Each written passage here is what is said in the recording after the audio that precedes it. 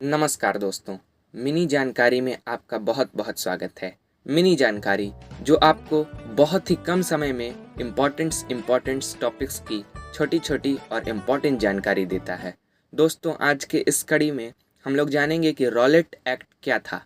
Rowlatt act, जिसको कि काला कानून के नाम से भी जाना जाता था, और यह नाम के अनुसार बिल्कुल काला और भारतीयों के लिए बहुत खतरनाक था। तो इसको डिटेल में जानते हैं। दोस्तों, यह कानून ब्रिटिश सरकार द्वारा भारत में उभर रहे राष्ट्रीय आंदोलनों को कुचलने के लिए बनाया गया था। इस कानून के तहत ब्रिटिश सरकार को यह अधिकार प्राप्त हो गया था कि वह किसी भी भारतीय पर अदालत में बिना मुकदमा चलाए उसे जेल में बंद कर सकती थी। इसको और अच्छे से समझिए।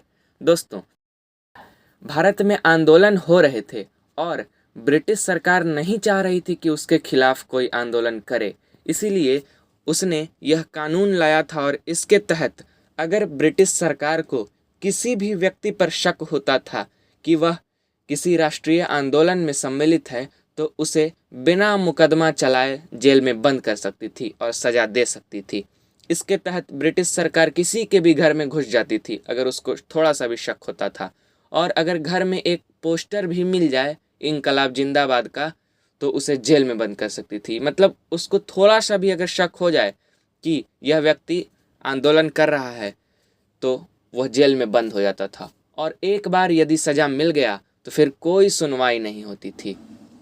बेसिकली हम यह कह सकते हैं कि ब्रिटिश सरकार नहीं चाह रही थी कि उसके खिलाफ आंदोलन हो, इसीलिए उसने यह काला कानून लाया था। और इसमें बहुत सारे निर्दोष व्यक्तियों को भी सज़ा होती थी, क्योंकि अगर थोड़ा सा भी शक हो गया तो जेल निश्चित है।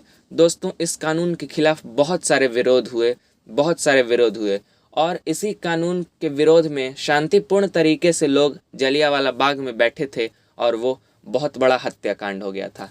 अगर जलियांवाला बाग के बारे में आप और जानकारी चाहते हैं तो हमारे इस चैनल को सब्सक्राइब कीजिए। उम्मीद करता हूं दोस्तों, आज का छोटा सा टॉपिक आपको समझ में आया होगा। दोस्तों, अगर ऐसे ही टॉपिक जानना चाहते हैं तो प्लीज़ हमारे इस चैनल को सब्सक्राइब कीजिए। आपका बहुमूल्य समय देने के लिए बहुत बहुत धन्यवाद।